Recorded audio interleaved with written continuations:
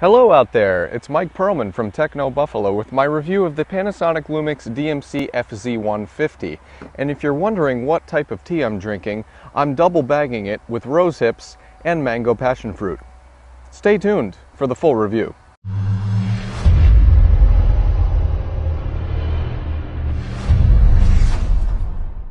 Welcome to my review of the Panasonic Lumix DMC FZ150 Super Zoom camera.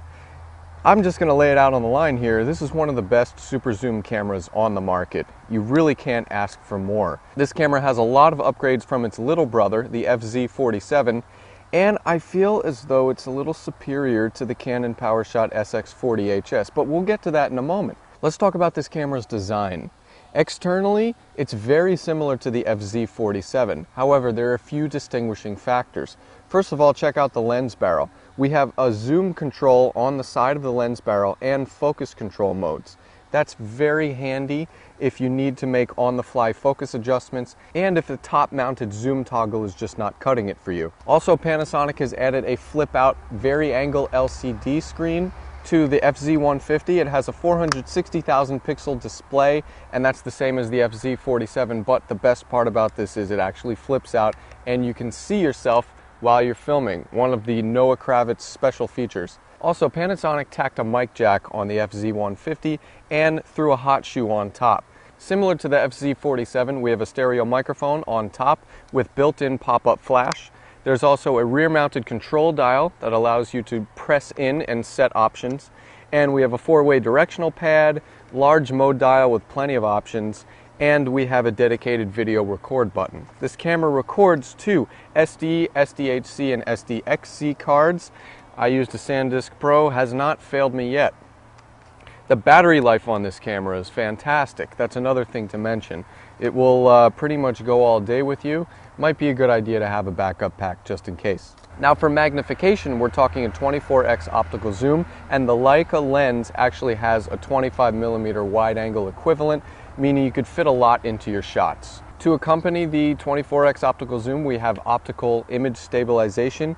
Panasonic has the Power OIS system, and it's one of the best in the industry. You really can't get any better than Panasonic when it comes to image stabilization. While I was a huge fan of the design, it was the camera's shooting features that brought even more to the table. The FZ150 has a stellar auto mode. The autofocus and auto scene selections work very well.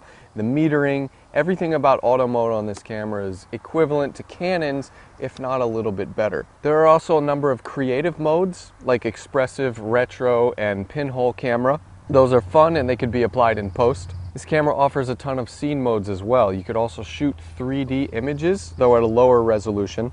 High-speed video mode and a starry sky mode that allows the shutter speed to go down to 30 seconds to shoot motion trails at night. But one of my favorite parts of the FZ150 is its configurable scene modes. There are modes like portrait, landscape, sports, and macro, but these are not just predefined settings. You actually get to set parameters within each of those scene modes. For instance, when I go into macro, there's an option for shooting flowers, food, or objects. In sports mode, you could shoot outdoor or indoor sports. Scenery has an option for architecture and nature, so it's exceedingly versatile and very easy for a beginner shooter to kind of work their way up to manual mode. Speaking of manual mode, this camera has a shutter speed that goes down to 15 seconds. We also have an ISO range that goes way up to 3200. There's customizable white balance modes. And manual focus with manual focus assist, which is a magnification of the screen that allows you to see the objects closer. However, because the screen is pixelated, it's difficult to use the manual focus. I recommend sticking with the autofocus. It performed very well anyway. But most importantly, the Panasonic Lumix DMC FZ150 has one of the best manual video modes. You can actually adjust the shutter speed, the aperture.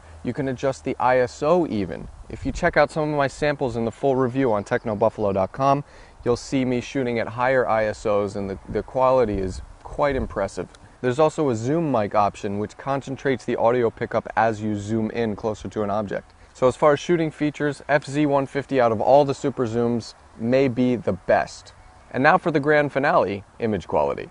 The Panasonic Lumix DMC FZ150 has a 12.1 megapixel high sensitivity MOS sensor. Although it's a standard 1/2.3 inch size, which is what you find on most point and shoots, Panasonic has done a lot to the Venus engine processing and the circuitry of this camera's sensor.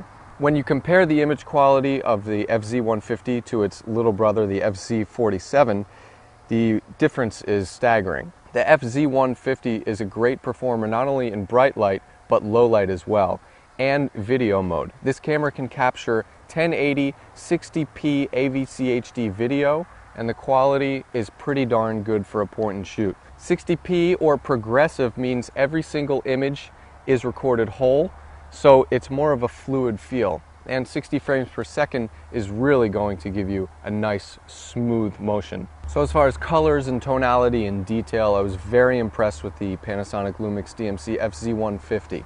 So what's the buffalo call with the Panasonic Lumix DMC FZ150?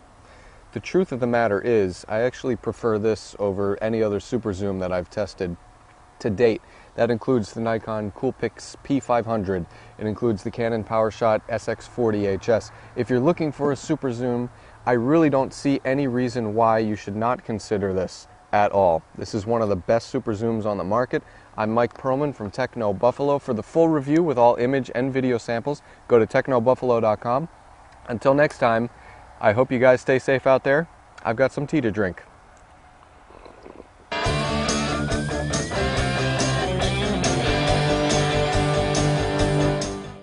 Autobots, roll!